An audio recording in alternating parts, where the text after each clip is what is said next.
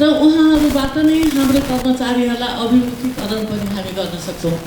यही मेरो एउटा सुझाव छ, जसले गर्दा प्रदेशले पाएको 22वटा अधिकारहरू कानुनको रूपमा जीवन्त हुनेछन् र छिटो छरितो रूपले काम पनि हुनेछ। सभामुख महोदय, विगतका दिनदेखि धेरै कुरा आवाज आइरहेको छ एउटा स्थायी राजधानी तोक्नु पर्यो भनेर।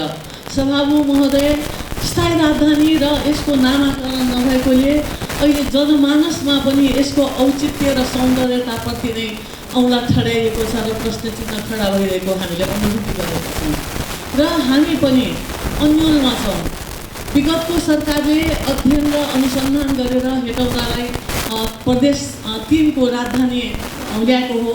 यसमा हाम्रो कुनै केही भन्नु छैन र अब पनि कसरी कहाँ राख्ने 13वटा जिल्ला मध्येमा जहाँ गए पनि हाम्रै प्रदेश हो, हामीलाई कुनै आपत्ति छैन। तर हामीले यसको निर्णय छिटो गरिदिनु पर्यो। कमसेकम हामी सभासदहरूले एउटा बासको ठेगाना चलाउँछौँ भन्ने हाम्रो चाहना छ। सभामुख महोदय, भर्खर मकवानपुरको प्रहरीले एउटा रिपोर्ट प्रकाशित गरेको रहेछ, जसमा विगत 3 वर्षमा 82वटा बलात्कार भएको केस अथवा मुद्दा दायर गरेको जनाएको छ। यस्तै गरेर विभिन्न ठाउँमा निशंकहरू तलमाथि भएको छ, तर धेरै सबैभन्दा बलात्कारको केस आउने उपत्यकामा भएको कुरा हामीले बुझेका छौँ र कतिपय यी त खालि नमुना हुन्। यस्ता बलात्कारका केस, महिला हिंसाका केसहरू सामाजिक प्रतिष्ठा र न्याय पाउँदैन भन्ने विश्वासको कारणले गर्न चाहँदैनौँ, प्रकाशमा आउँदैन। यो हामीलाई पनि सबैलाई थाहा छ, छर्लङ्ग आउन जस्तो छ।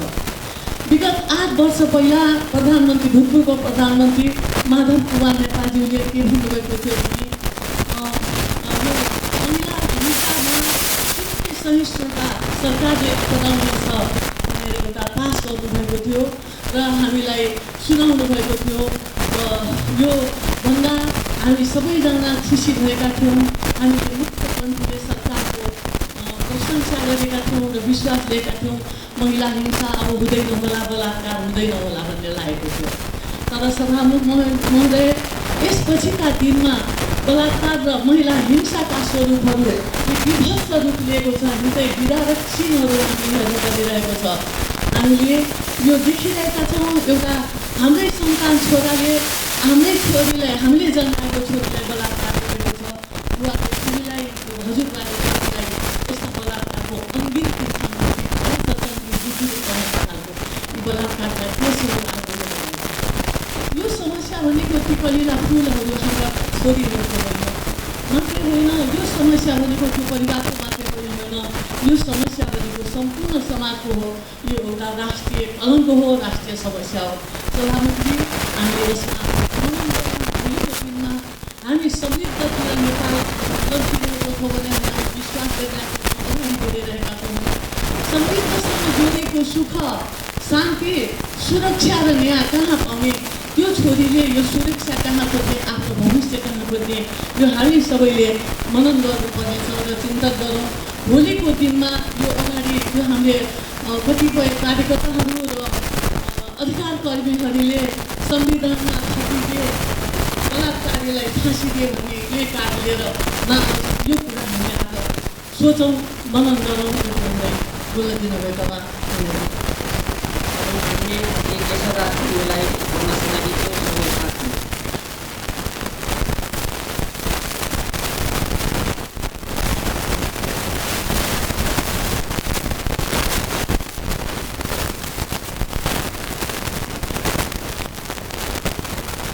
माननीय महोदय, सभामुख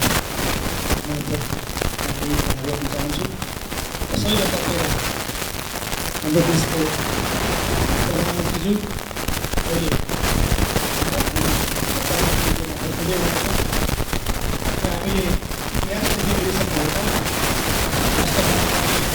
हामीले उच्च राख्ने अवस्थासँग दुर गरेको छ।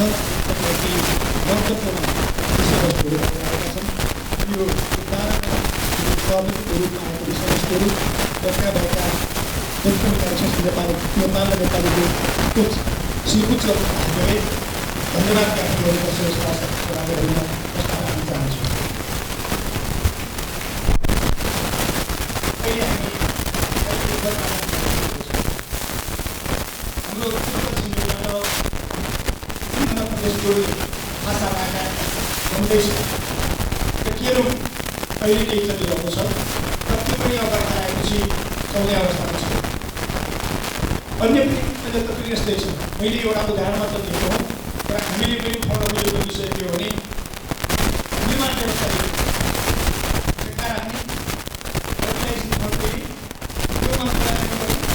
भनेको समयमा काम नगर्ने स्थानीय रूपमा के अर्को जरुरी छ र समयमा काम सक्नको निम्ति निर्देशन दिन जरुरी छ र जसले समयमा काम गर्न सक्दैन उनीहरूलाई रञ्जित पनि गर्नु जरुरी छ। आज हामी त्यसको गर्न सक्दैनौँ। हामीले जुन कल्पना गरेको छ त्यो निर्माणका काम गर्न सक्दैनौँ र हामीले जे जनताका बिच गरेका छौँ त्यो गर्नुपर्छ भन्ने लाग्छ। शिक्षाको बारेमा यति कुराहरू छ। हामी प्राइभेट शिक्षाबाट कुराकानी गरेका छौँ तर पब्लिक सरकारी शिक्षाको हालत के छ? अहिले हामी विद्यालय गाउँमा कसरी बस्ने पात्र भएको छ विद्यालय बन्द गर्ने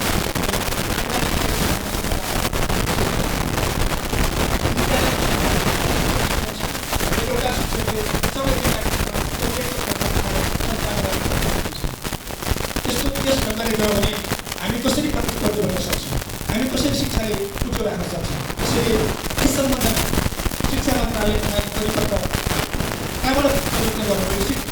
प्रदेश सरकारले नै विश्वविद्यालयको सम्पूर्ण शिक्षा सञ्चालन गर्नुहुनेछ र हामीले त्यसलाई कसरी व्यवस्थित गर्न सक्छौँ त्यसको बारेमा तत्काल यसो सोच्नुपर्छ भन्ने म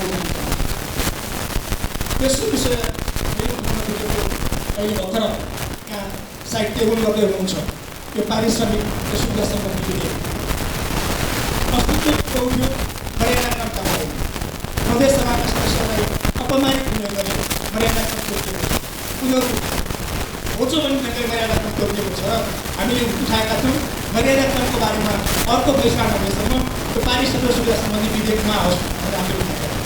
अहिले ल्याउनु भएको छ यी प्रदेश सरकारले ल्याएको त्यो विधेयक हेर्दाखेरि अझ झन् अपमानित हुने विधेयक एउटा माननीयको हैसियत पनि त्यहाँ दिएको छ। उसको चाहिँ काम कोअर्डिनेसन गर्नेसम्म तर पैसा भत्तामा हेर्ने भने गाउँपालिकाको वडा अध्यक्षको भन्दा कम तोकिएको छ। हामी भोलिन्टियरले काम गरिरहेका मान्छौँ त्यो बढाउनुपर्छ भन्ने माग होइन। सबै हटाउने त्यसमा कुनै आपत्ति छैन तर यदि मान्छेले गर्ने हो भने कम्तीमा माननीय भविष्यमा त्यो कार्यक्रम गर्नुहोस् माग गर्न चाहन्छु र मेरो त माग छ आज यो विधेयक केही नगरी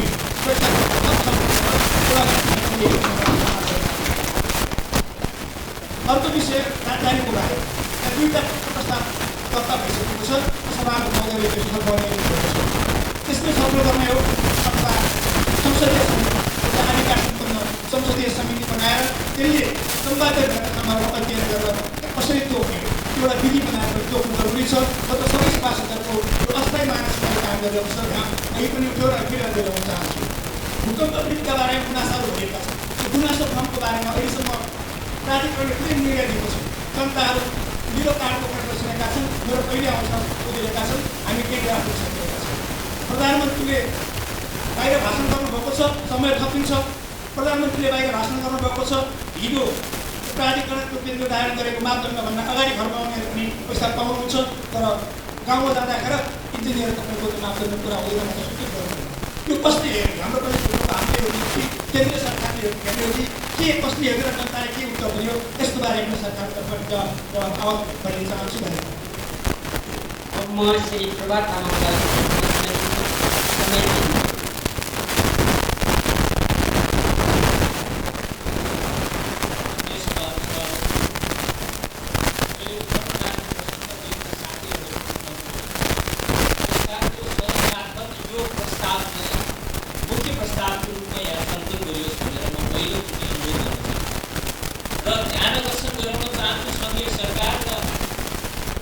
सरकारको पनि ध्यान आकर्षित गराउन चाहन्छु।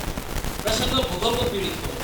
मेरो जिल्लामा धेरै विकट ठाउँ भएको हुनाले अहिले निर्माण सामग्री प्राप्त नभइरहेको बेला अहिले दोस्रो किस्ता लिनु पर्ने बाध्यतामा कुराको चाहिँ सिर्जना भयो। यसो भन्दै गर्दाखेरि मैले नेपाल सरकारले बनाएको नीति र भूकम्प प्राधिकरणको नीति नै मैले गलत छ भनेर म भन्न चाहन्छु। यदि भूकम्प प्रतिरोधात्मक घर बनाउने र 30 लाख बराबरको घरको एस्टिमेट दिएको छ, सरकारले अनुदान 3 लाख दियो, तर उनीहरूसँग अर्को बाँकी 27 लाख छ, उनीहरूसँग अपुग छ। त्यस कारणले मेरो जिल्लामा अहिले मुद्दा आइरहेको, जिल्ला प्रशासन कार्यालयमा मुद्दा आइरहेको, यो विषयको धेरै मुद्दा आइरहेको छ। त्यस कारणले गर्दाखेरि नेपाल सरकारले र भूकम्प प्राधिकरणले जनतालाई, भूकम्प पीडितलाई एउटा चाहिँ आर्थिक क्राइम गर्नको लागि, फाइनेन्सियल क्राइम गर्नको लागि बोलाएको छ। त्यस कारणले गर्दाखेरि यो सदनबाट यो भूकम्प पीडितलाई दिने राहतको चाहिँ मुख्य प्रस्तावहरू छलफल गरियोस् भन्ने प्रस्ताव गर्न चाहन्छु। र यदि यही नीति र नियमबद्धि नै हो भने सङ्घीय सरकार र प्रदेश नम्बर 3 का सरकारलाई म अनुरोध पनि गर्न चाहन्छु र यहाँ प्रस्ताव पनि गर्न चाहन्छु, निवेदन पनि गर्न चाहन्छु। 27 लाख बराबर चाहिँ प्रदेश सरकारको जमानतमा निःशुल्क ब्याज निर्ब्याजी चाहिँ ऋण उपलब्ध सहज रूपमा प्रदेश सरकारको जमानतमा सहज रूपमा चाहिँ 27 लाख बराबरको चाहिँ ऋण उपलब्ध गराए मात्रै यो नीति ठिक छ। नत्र भने यो नेपाल सरकारले बनाएको यो भूकम्प प्राधिकरणलाई दिने अनुदानको नीति नै खराब भएको कारणले गर्दाखेरि जसले आर्थिक क्राइम गर्छ नेपाल सरकारले त्यो आर्थिक क्राइम लाग्नुपर्छ भन्ने मेरो मान्यता र यो पनि माग गर्न चाहन्छु। अनि अर्को एउटा चाहिँ विषय पनि उत्थान गर्न चाहन्छु। यहाँ आज हामी सदस्यको चाहिँ सेवा सुविधा सम्बन्धी हामी विधेयक चाहिँ आज हामी टेबल गर्दैछौँ, तर मैले देखिरहेको छु, हामीले देखिरहेका छौँ यो चाहिँ यो सदन भनेको चाहिँ सत्ता पक्षको मात्रै सदन हो कि नेपाल प्रदेश सरकार भनेको चाहिँ सत्ता पक्षको मात्रै सरकार हो कि? त्यस कारणले गर्दाखेरि सभामुखलाई म यो के ध्यान आकर्षण गराउन चाहन्छु भने सत्ता पक्षका केही साथीहरूले सुविधा चाहिँ पारिश्रमिक लिइरहेको अवस्था र प्रतिपक्षका चाहिँ कसैले पनि नलिइरहेको अवस्थाले गर्दाखेरि चाहिँ यो सदन मार्फत सभामुखको ध्यान आकर्षण गर्न चाहन्छु। अन्य सदस्य विशेष समयमा सदस्यहरूले बोल्ने क्रम यही समाप्त। माननीय सदस्य